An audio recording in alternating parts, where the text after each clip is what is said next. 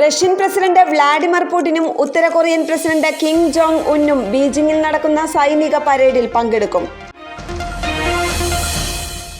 മോൾഡോവയുടെ European യൂണിയനിലേക്കുള്ള പ്രവേശനത്തിന് പിന്തുണ പ്രഖ്യാപിച്ച ഫ്രാൻസ്, ജർമ്മനി, പോളണ്ട് എന്നിവിടങ്ങളിൽ നിന്നുള്ള നേതാക്കൾ.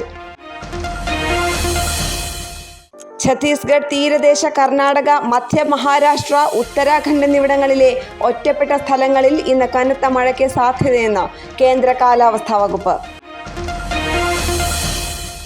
5 മുതൽ 15 വയസ്സ് വരെ പ്രായമുള്ള കുട്ടികളുടെ ആധാർ ബയോമെട്രിക് അപ്ഡേറ്റുകൾ സ്കൂളുകൾ കാലതാമസമില്ലാതെ പൂർത്തിയാക്കണമെന്ന് unique identification authority of India.